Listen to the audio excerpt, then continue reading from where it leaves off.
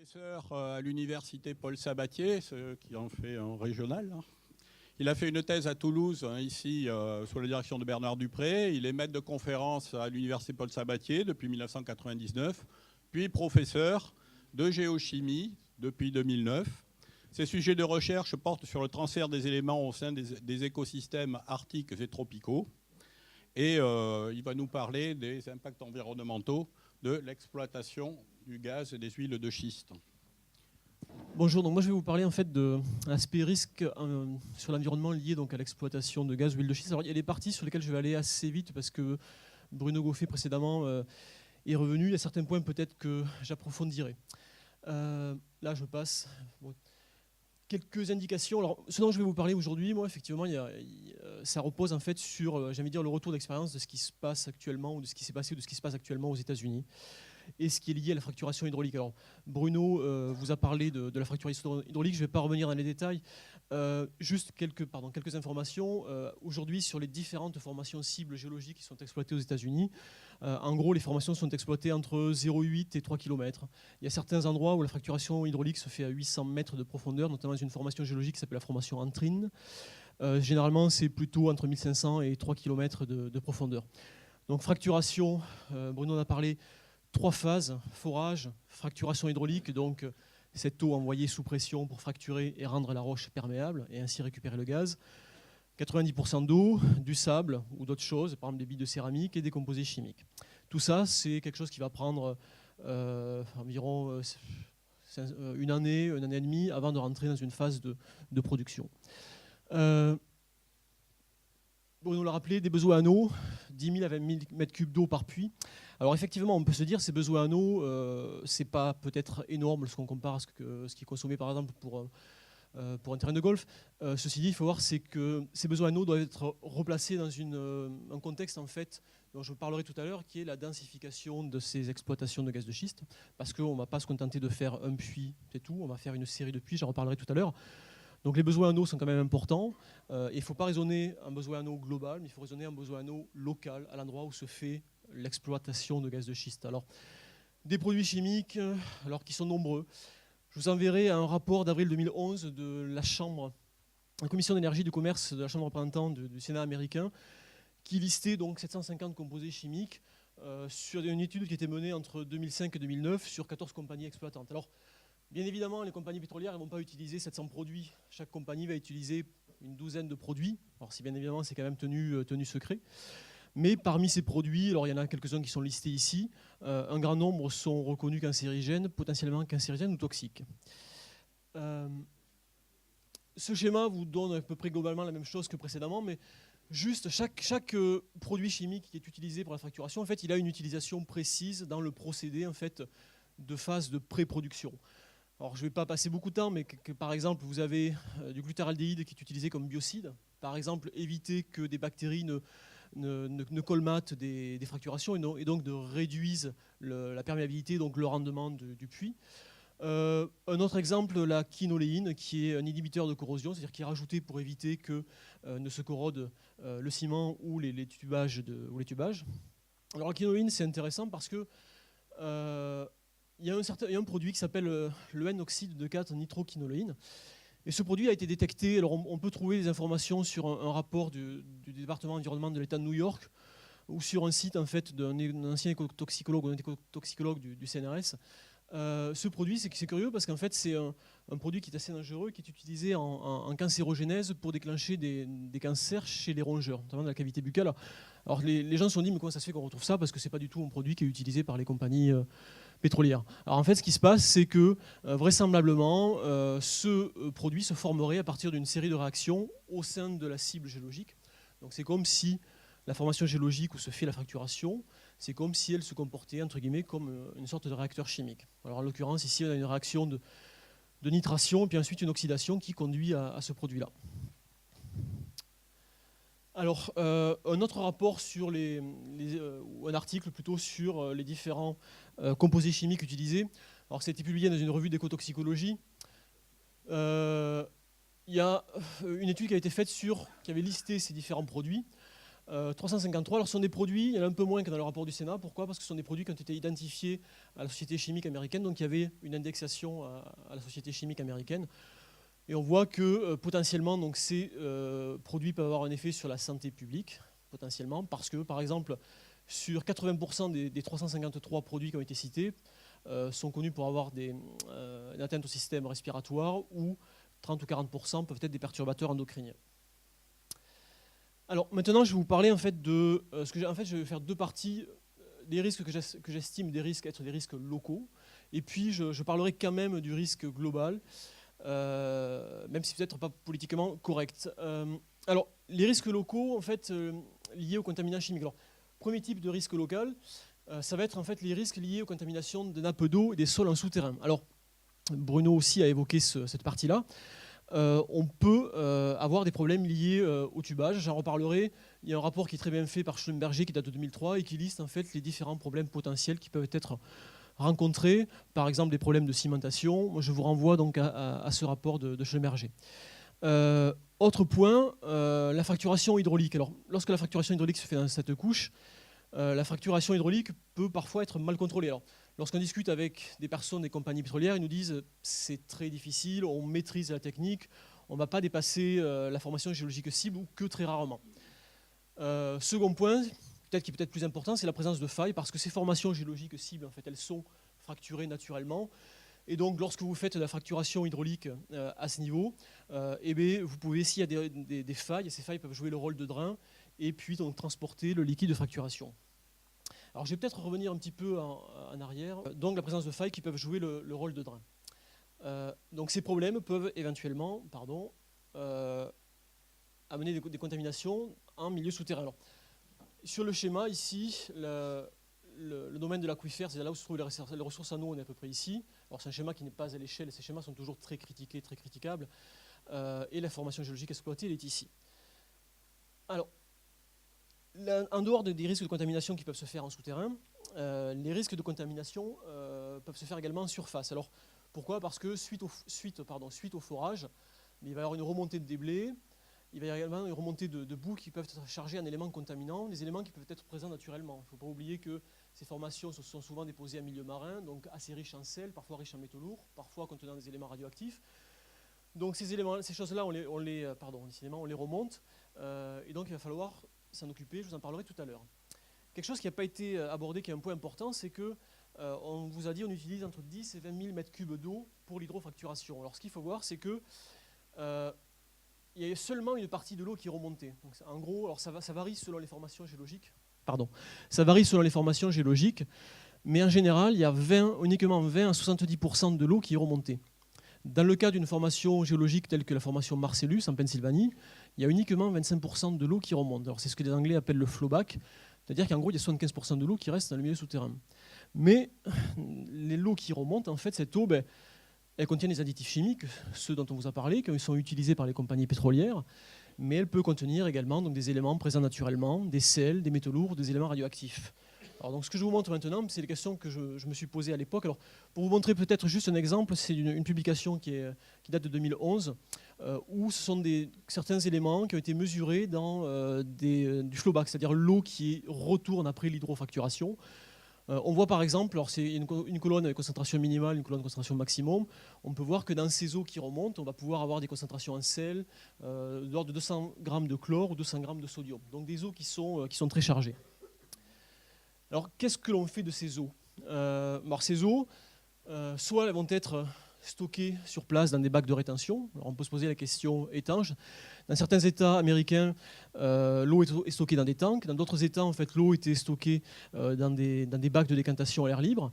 On peut imaginer que lorsqu'il y a des épisodes de crue, on peut avoir des déversements, donc des risques importants de contamination en surface. Alors, est-ce que cette eau est traitée Est-ce qu'elle est traitée? Est-ce qu'elle est traitée sur place? Est-ce qu'elle est transportée ailleurs? Est-ce qu'elle est traitée ailleurs? Alors toutes ces questions, c'est des questions que je me suis posées à l'époque et qui finalement auxquelles doit répondre la réglementation. Alors quelque chose qui a été aussi montré au Canada, et notamment par l'Institut Polytechnique de Montréal. Au Canada, ils se sont aperçus que les stations classiques, elles n'étaient pas adaptées pour traiter toutes ces eaux de retour de l'hydrofracturation. Alors, ils n'étaient pas adaptés non seulement du point de vue quantitatif, mais également du point de vue qualitatif. Quantitatif, parce que bien souvent, ça faisait des volumes d'eau à traiter qui étaient trop importants pour les stations d'épuration classiques. Et puis qualitativement, parce qu'il y avait certains composés, déjà les sels étaient très difficiles de réduire la teneur en sel à une teneur correcte, assez basse, et également certains composés, je pense aux polycryalamides, qui étaient très difficilement dégradables. Il y a des méthodes assez récentes en fait, de traitement des eaux, je pense à l'osmose réversible ou la distillation thermique, mais c'est des méthodes qui sont quand même encore coûteuses et qui ne peuvent pas forcément de très bons résultats sur tous les produits. Donc des risques de contamination en surface. Alors, dans les risques locaux, alors, question où je suis peut-être un peu moins à l'aise, mais dans les risques locaux, il faut également parler en fait, des problèmes de contamination de l'air, parce que ce n'est pas forcément quelque chose qui va être uniquement lié à l'exploration, à l'exploitation de gaz de schiste, mais c'est quelque chose aussi qu'il faut prendre en compte. Émanation de méthane, j'y reviendrai, ou de sulfure d'hydrogène, de composés organiques volatiles, benzène ou toluène. Par exemple, lorsque je vous montre des photos avec des bacs de décantation à l'air libre qui contiennent du benzène, forcément ces composés organiques volatiles vont partir de l'atmosphère. Donc ça, ce sont des composés qui vont être émis par la procédure d'hydrofracturation, par l'ensemble du matériel, des machines, etc., qui sont nécessaires à la réalisation des phases de pré-production. Il y a certains composés, tels que l'ozone, qui peuvent être aussi produits à partir de ces composés principaux. Alors, quelque chose qui caractérise, je pense, l'exploitation de gaz de schiste aux États-Unis, c'est la densité de forage. Et je pense que c'est lorsqu'on regarde un seul puits, on se dit que les quantités d'eau ne sont pas si importantes que ça, mais il y a une particularité, c'est la densité de forage. Alors, peut-être qu'on nous dira qu'en Europe, ça sera différent. En tout cas, aux États-Unis, en moyenne, il y avait une densité de forage qui était de l'ordre de 3,7 plateformes par kilomètre carré. Alors, encore une fois, si ce sont des valeurs moyennes, ça peut dépendre de la formation géologique exploitée. Vous avez ici une image qui est tirée d'un rapport de l'Université de Manchester. En fait, quand on parle de puits, il y a parfois un abus de langage, c'est parce que c'est souvent le terme de plateforme. Alors, je ne savais pas comment le traduire en français, le terme de plateforme, PAD. On voit ici une plateforme, et en fait, ce qu'il faut voir, c'est qu'à partir de cette plateforme, les compagnies exploitantes, elles sont capables de forer plusieurs puits. En moyenne, 6 puits. La société Encana a réalisé, je crois qu'elle doit avoir le record du monde, parce que sur une plateforme, ils ont réussi à forer 42 puits. Et ils voulaient, je crois, sur un test monter à 50 ou 60 puits. Donc, à partir de la même plateforme, on peut forer différents puits. Alors, en général, ce qui se passe aux États-Unis, c'est en gros, le forage se fait à l'horizontale sur à peu près 1,5 km. La société Encana est capable de forer beaucoup plus loin, elle est capable de forer jusqu'à 2,5 km, voire peut-être un peu plus. Donc, une densité de forage assez importante. Alors, vous avez ici une image d'une plateforme en phase de fracturation hydraulique. Alors, je ne vais pas rentrer dans le détail. On voit ici les compresseurs qui permettent de monter l'huile, le liquide de fracturation en pression. Donc, l'emprise au sol, elle est de l'ordre de cumulée. C'est-à-dire quand on parle d'emprise au sol cumulée, c'est-à-dire la plateforme plus les routes, etc., ça va être de l'ordre de 3 hectares par plateforme. Alors, ce qu'il faut quand même dire, c'est que ensuite, lorsqu'on est en phase de production, l'emprise au sol est réduite à peu près de moitié. Une image en fait qui montre un champ d'exploitation dans le Wyoming, si je me souviens bien. Donc on voit en fait les routes qui ont servi à réaliser ces différentes plateformes, donc l'emprise au sol liée à ces plateformes. Alors les formations, ça c'est une figure qui vous donne l'ensemble des formations cibles géologiques aux États-Unis. Alors moi je reparlerai tout à l'heure d'une formation qu'on appelle la Marcellus Shale, qui se trouve quelque part par là, qui est d'âge permien. Alors aux États-Unis, la formation qui est exploitée pour les gaz de schiste, la plus ancienne, c'est la formation Barnett au Texas. L'exploitation a dû démarrer il y a à peu près une douzaine d'années, 12, 13, 14 ans. Alors, l'état de la Pennsylvanie, j'ai mis un focus là-dessus. Vous avez la Pennsylvanie ici, c'est à peu près 100 000 km², c'est à peu près le quart de la superficie de la France, pour vous donner un ordre de grandeur. En 2010, c'était 9000 plateformes, 7% de la production de gaz de schiste aux États-Unis. Donc on voit, alors bien évidemment, ce n'est pas à l'échelle, mais sur l'ensemble des points correspondant à ces forages.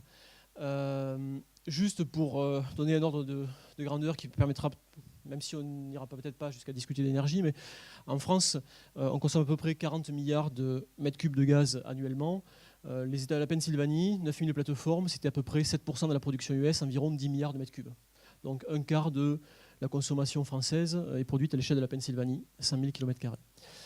Alors j'ai parlé de risques locaux, j'ai intitulé ensuite un aspect plutôt risque local ou global. Alors, je ne sais pas s'il fallait l'appeler risque global. l'impact de l'exploitation de gaz de schiste en termes d'émissions de gaz à effet de serre, c'est quelque chose qui a fait débat récemment, depuis 2 ans, qui fait très débat dans la communauté. J'ai repris une citation ici du vice-président d'ExxonMobil en 2010 au New York Times, mais n'importe quel rapport, on pourrait trouver n'importe quelle autre citation. Il y a une étude qui a fait débat. Tout d'abord, il y a une lettre à la revue Climatic Change de Howard et al. Alors je reviendrai parce qu'il y a eu des comments à cet article. Ces auteurs ont publié ce travail. Alors, Howard et al. Climatic Change Letter, c'était assez succinct. Si on veut avoir le détail de leur travail, il vaut mieux aller récupérer le rapport d'Université Cornell, Santoro et al., qui est disponible sur le net. Alors qu'est-ce qu'ont fait ces auteurs? En fait, ces auteurs, ils ont comparé les émissions de gaz à effet de serre par unité énergétique. Alors c'est écrit en tout petit, mais c'est des grammes de carbone émises par mégajoule d'énergie produite. Ils ont comparé les différentes émissions de gaz à effet de serre pour différentes énergies, gaz de schiste, gaz conventionnel, charbon, pétrole. Alors c'est de la simulation, c'est de la modélisation, à partir de données des agences gouvernementales ou certaines compagnies pétrolières. Il y a 2 simulations à 20 ans et à 100 ans. Pourquoi? Parce que c'est généralement les simulations qui sont faites dans l'optique d'estimer les émissions de gaz à effet de serre, parce que le méthane a un temps de résidence qui est environ 10 fois plus court dans l'atmosphère que le CO2. Alors si on regarde la simulation à 20 ans, alors, ces auteurs, qu'est-ce qu'ils ont fait? Ils ont essayé d'estimer les émissions de gaz à effet de serre, mais pour toute la procédure, c'est-à-dire la phase de formation, la phase de forage, la phase de fracturation hydraulique, jusqu'à la phase de distribution du gaz. Alors qu'est-ce qu'ils disent? Ils disent qu'à 20 ans, le gaz de schiste, il est aussi propre ou aussi sale, comme vous voulez, que le gaz conventionnel. À 100 ans, c'est à peu près du même ordre de grandeur entre gaz de schiste, gaz conventionnel, charbon ou pétrole.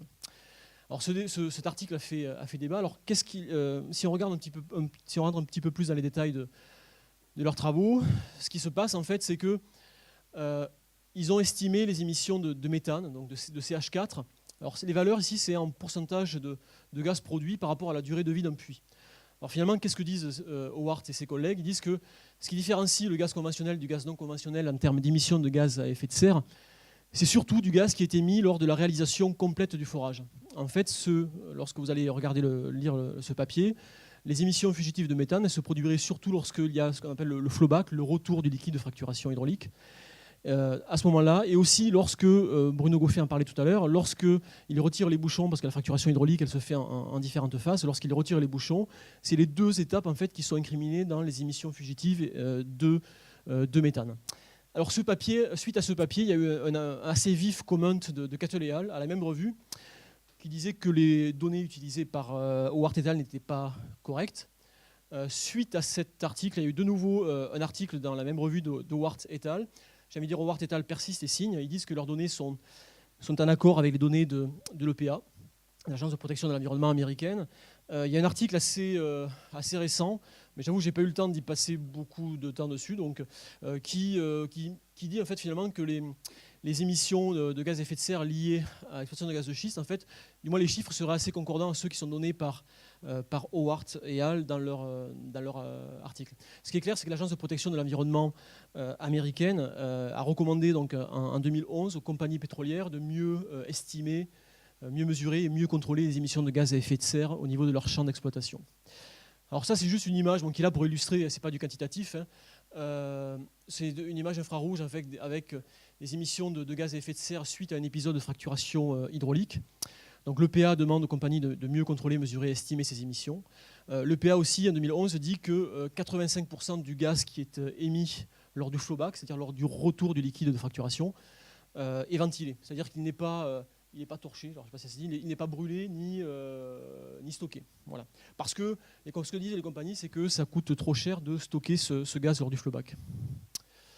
Alors, lorsque je me suis posé toutes ces différentes questions, je me suis dit, ok, on parle de risques, etc., mais est-ce qu'il y a eu des problèmes sur ces différents champs d'exploitation aux États-Unis? Alors, il y a un article qui a été publié en 2011 à la revue PNAS sur la Pennsylvanie. Alors, la Pennsylvanie, c'est le même exemple que j'ai pris tout à l'heure. C'est 1 million de captages pour l'alimentation en eau potable. Et dans cette étude, en fait, ils ont fait des captages, ils ont fait des prélèvements dans différents aquifères. Alors, les aquifères sont au maximum à peu près à 200 mètres de profondeur. Et la formation Marcellus Shale exploitée, elle est quelque part ici. Voilà. En gros, 1500 mètres sous les aquifères.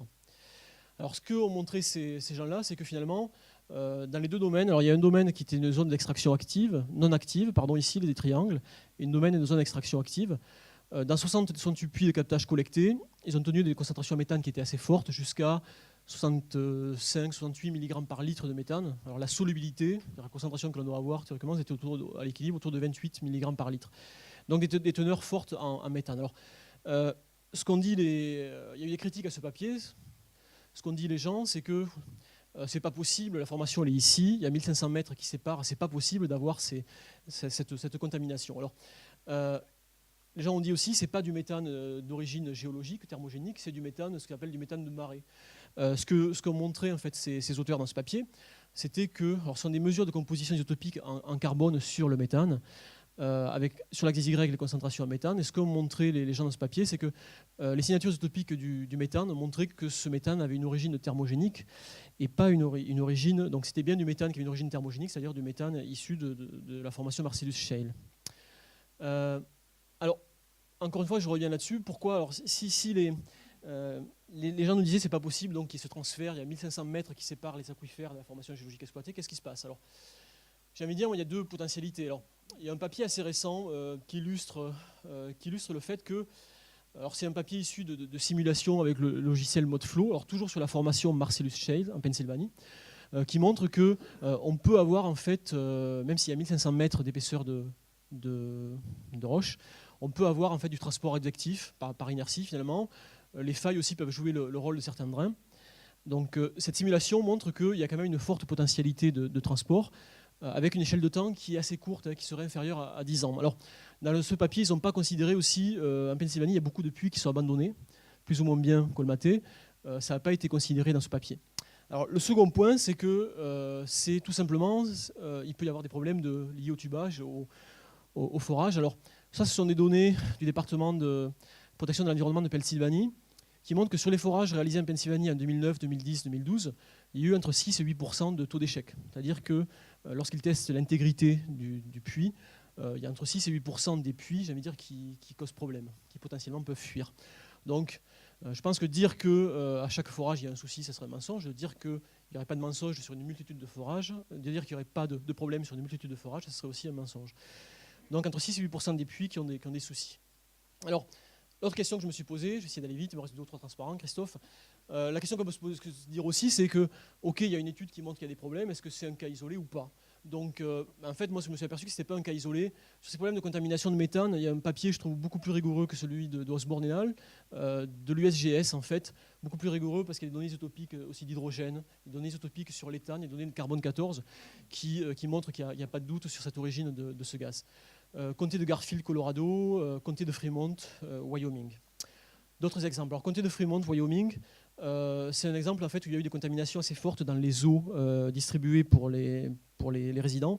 Et les études qui ont été menées par différentes agences en fait, ont été initiées par la population, donc qui se plaignaient de problèmes liés à l'eau potable.